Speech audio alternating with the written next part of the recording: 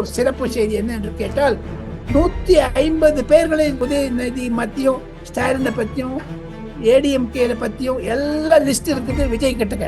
தயாநிதி மாறன் கலாநிதி மாறன் இப்ப எங்க விஜய் சரண் அடைஞ்சிட்டாங்க அவங்க பணத்தை காப்பாத்திக்கிறதுக்காக.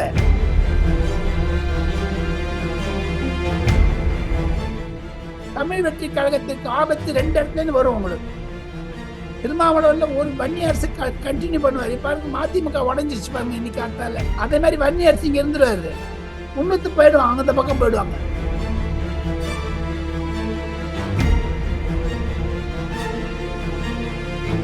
தமிழ்நாட்டில் அரசியல் கட்சிகள் வாலாட்டிதான் வச்சுங்க. திமுக மாதிரியோ அல்லது காங்கிரஸோ நெருக்கமா இருந்தா கூட தமிழ்நாடு காங்கிரஸ் திமுக ஆதரவாளர்கள் இன்னும் இருக்காங்க. செல்வ பெருமை இருக்காரு, பூஜா துக்குறவர், அந்த உதயநிதி ஆளுங்கள் எல்லாம் பயப்படுறாங்க தேர்தலுக்கு போறதுக்கு. திமுக உடையக்கூடிய நிலைமையில் இருக்கிறது. 13 அமைச்சர்கள் மீது 6-7 எம்பிக்கள் மீது குறைந்தது 40 எம்எல்ஏக்கள் மீது விஜய் அவர்கள் கேஸ் தொடக்க இருக்கிறார்கள். iPlus TV, India's #1 QLED TV. Crystal clear picture quality with 3-year replacement warranty. Smart voice, smart entertainment. 4ஆம் தூண் நேயர்கள் அனைவருக்கும் வணக்கம். இன்று நம் நிகழ்ச்சியின் சிறப்பு விருந்தினர் மூத்த பத்திரிகையாளர் டெல்லி ராஜகோபாலன் அவர்கள் இணைந்துள்ளார். வணக்கம் சார்.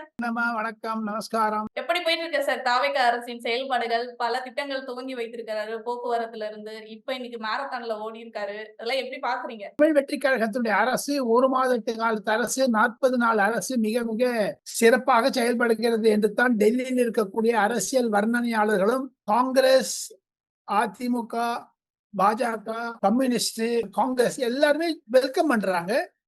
ஒரு தோராயமா பாத்தீங்கன்னா ஆவரேஜா 190 மார்க்ஸ் தராங்க. கொஞ்சம் எனர்ஜெட்டிக்கா இருக்குது, பதில் சொல்றத ரொம்ப சுறுசுறுப்பா பண்றாரு, விஷயத்த புரிஞ்சுட்டாரு, கத்துக்கிட்டாங்க.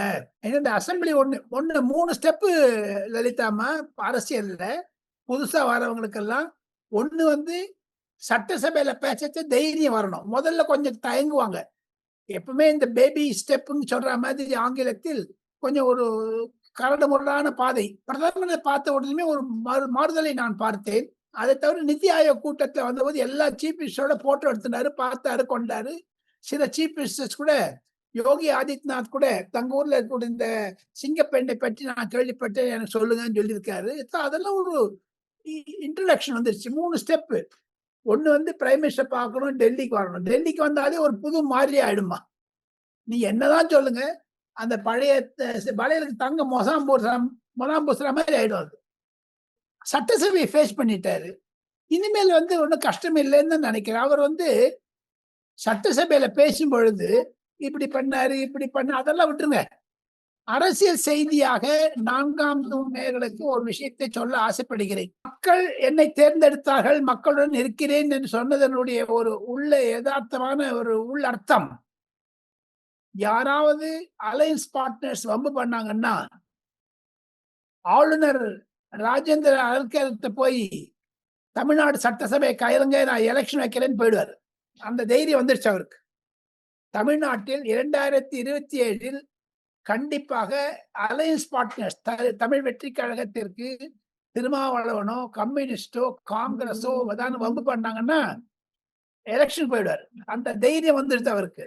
இரண்டாவதாக, அந்த வெளிநடப்பு செய்தார்களே திராவிட முன்னேற்ற கழக எம்எல்ஏக்கள், அதற்கு பிறகு எடப்பாடி பழனிசாமி சிரிச்சுண்டு அவர் வாக் அவுட் பண்ணாத உட்கார்ந்தது ஒரு பெரிய இண்டிகேஷனை நான் பார்க்கிறேன். எதிர்காலத்துல விஜய் அவர்களுக்கு ஒரு 27 பேர் லட்டு மாதிரி இருக்காங்க, அந்த ரிசர்வ்ல வச்சிருக்காரு. அப்படி எப்ப ஒண்ணா அவர் எடுத்துப்பாரு அவங்கள. பட்ஜெட் தொடர் ஜூலை மாதம் 15ஆம் தேதிக்கு மேல வரப்போது, ஒரு 15 நாள் நடக்க போகுது. அந்த சமயத்துல நான் எதிர்பார்க்கிறேன். இப்ப பாருங்க, வேலுமணி கூட பதவி கொடுத்துட்டாரு கட்சியில எடப்பாடி பழனிசாமி. அடுத்தது இங்க டிஃபெக்ஷன் இருந்தெல்லாம் இல்லை. 4-5 பேர் போனாங்க, போயிட்டாங்க. இந்த சிவி சண்முகம் பெரிய ஒரு அனதர் ஓ பன்னீர்செல்வம் மாதிரி இருந்தாரு. அவரே இப்ப உள்ள வரணும்னு பாக்குறாரு. திருப்பி அவங்க காம்ப்ரமைஸ் பண்றதுக்கு ரெடியா இருக்காங்க. ஸோ ஆக மொத்தம் எடப்பாடி பழனிசாமி தமிழ் வெற்றி கழகத்திற்கு அரசியல் சார்பாக அரசாங்கத்தை சேராம அவுட் சைட் சப்போர்ட் கொடுத்தாலும் ஆச்சரியப்படுவதற்கு இல்லை என்பதுதான் இந்த 2 பொலிட்டிக்கல் விஷயத்தை டெல்லியில பேசுறாங்க லலிதா. ஆனா எப்படி சார் எடப்பாடி அவர்கள் மனமாற்றம் எப்படி அது நிகழ்ந்தது? ஏன்னா தாவேகாவுடன் சேரப் போவதில்லை. திமுக கூட கூட போவேன். ஆனா தாவேகா சைடு போமாட்டேன்ற ஒரு மனநிலையில தானே இருந்தாரு எடப்பாடி அவர்கள். திடீர் மாற்றம் எப்படி? திடீர் மாற்றம் இந்த 2 பேருக்கு இந்த 25 பேருக்கு சபாநாயகர் வந்து விஜயினுடைய அனுமதியுடன் கூட மறப்போம் மன்னிப்போம்னு விட்டுட்டாங்க. எல்லாரும் 25 பேருக்கு எலெக்ஷன் வச்சிருந்தாங்கன்னா பெரிய கஷ்டமா இருக்கும். சஸ்பெண்ட் பண்ணாங்கன்னா அவனுக்கு எம்எல்ஏஷிப் போயிருக்கும். அதுல விஜயினுடைய அனுமதியுடன் தான் எல்லாரையும் மன்னிச்சுட்டாங்க. அதுவே ஒரு டேர்னிங் பாயிண்ட். அந்த மன்னிப்பை என்னை பொறுத்த மட்டும் மன்னிச்சிருக்க கூடாது. எலெக்ஷன் வரட்டுமே, 40 இடத்துல எலெக்ஷன் வந்தா அது மினி எலெக்ஷன் அசம்பிளி எலெக்ஷன் மாதிரி தான் ஆயிடும். அதுக்கு கொஞ்சம் அரசாங்கத்திலிருந்து தயங்கினாங்களோன்ற அச்சம் எனக்கு இருக்கிறது. ஆனா அதே சமயத்துல இடைக்கால தேர்தலுக்கு அதாவது மிட் டேர்ம் எலெக்ஷனுக்கு போக தயாரா இருக்குன்னா அதே வரி ஏன் பயப்படுறாரு 40 எலெக்ஷன் கேட்டீங்கன்னா அவங்க பயந்தாங்க. நம்ம அதிமுக காரங்க ஏன்னா ஒவ்வொருத்தரும் 40 கோடி 50 கோடி 30 கோடி செலவிச்சுட்டு வந்திருக்காங்க. இவங்கெல்லாம் தான் ஒரு 10 லட்சம் தான் செலவிச்சிருக்காங்க தாவேகா. அதனால தான் அவங்க பயந்தாங்க. ஒன்று நிச்சயம், ஏதாவது தமிழ்நாட்டில் அரசியல் கட்சிகள் வாலாட்டினான்னு வச்சுங்க, திமுக மாதிரியோ அல்லது காங்கிரஸோ, ஈவன் காங்கிரஸ் கூட என்னதான் நெருக்கமா இருந்தா கூட ராகுல் காந்தி விஜயம் தமிழ்நாடு காங்கிரஸ் திமுக ஆதரவாளர்கள் இன்னும் இருக்காங்க. செல்வ பெருமை இருக்காரு, பூஜா துக்குறவர். அந்த விஜயில பாத்தீங்கன்னா தமிழ் வெற்றி கழகத்திற்கு ஆபத்து 2 இடத்துல இருந்து வரும் உங்களுக்கு. ஒண்ணு வந்து திருமாவளவன்ல ஒரு வன்னி அரசு கண்டினியூ பண்ணுவார். பாருங்க மதிமுக உடஞ்சிருச்சு பாருங்க. இன்னைக்கு காட்டால ஒரு எம்எல்ஏ அந்த காரணம் ஸ்டாலினோட இருக்கேன்னு சொல்லிட்டாரு ஒருத்தர். அதே மாதிரி வன்னி அரசு இங்க இருந்துருவாரு, முன்னுத்து போயிடுவாங்க, அந்த பக்கம் போயிடுவாங்க. ஆக மொத்தம் தனி கம்ப பிடிச்சுதான் இருக்கணும் நம்ம திருமாவளவன். இந்த மாதிரி துக்குடா வந்ததுன்னா என்னுடைய மனதில் என்னுடைய அரசியல் அனுபவத்தில் நான் சொல்வது தவறாக இருக்கலாம், ஆனால் என்னுடைய ஒரு கருத்தையும் பொதுமக்கள் ஏற்றுக்கொள்வார்கள் என்று நினைக்கிறேன். ஏதாவது வம்பு பண்ணாங்கன்னா டெஃபினெட்லி 2 ஆப்ஷன் வந்து, ஒண்ணு வந்து எடப்பாடி பழனிசாமி எடுத்துப்பார் கையில, மந்திரி சபை கொடுக்க மாட்டாரு, ஆனா மெஜாரிட்டி வந்துடும். 144 எப்படி வந்தது முதல்ல உங்களுக்கு. 2வது ஆப்ஷன் எடப்பாடி பழனிசாமியோட சேர்ந்து கண்டிப்பாக, ஏன்னா இப்ப திராவிட முன்னேற்ற கழகம் தனித்து போட்டிடுறேன்னு சொல்லிடுச்சு. நாங்க வந்து யாருக்கும் சம்பந்தம் இல்ல, இண்டிபெண்டாவும் போறோம்னு சொல்லிட்டாங்க. அந்த மனதில் வைத்துக் கொண்டு விஜய் அவர்கள் திடீரென்று தேர்தலை அனௌன்ஸ் பண்ணாலும் பண்ணலாம். அதுக்கு ஆளுநர் தான் சம்மதம் பண்ணணும். ஆளுநர் சம்மதம்னா சென்ட்ரல் கவர்மெண்ட்ல பண்ணணும், பண்ணிடுவாங்க. ஆனா இதற்கிடையில இன்னொரு குற்றச்சாட்டும் வருது. அதாவது தேமுதிக, விசிக மீது என்ன குற்றச்சாட்டுன்னா, பேரம் பேசினதாக வைகோ அவர்கள் ஒரு குற்றச்சாட்டை வைக்கிறாரு சார். கிட்டத்தட்ட ஒரு 50 கோடி கிட்ட பேரம் பேசினாங்க. திமுகல நாங்க சுயமரியாதை எல்லாத்தையுமே இழந்துட்டு தான் ஒரு கூட்டணியில இத்தனை நாள் நாங்க பங்களிச்சுட்டு இருந்தோம் அப்படின்ற ஒரு குற்றச்சாட்டும் வைக்கிறாரே சார் வைகோ அவர்கள். இப்ப தமிழ்நாட்டில் அந்த குதிரை பேரம் போவதை தவிர பைசா பேரம் வந்துருச்சு இப்ப நிறைய.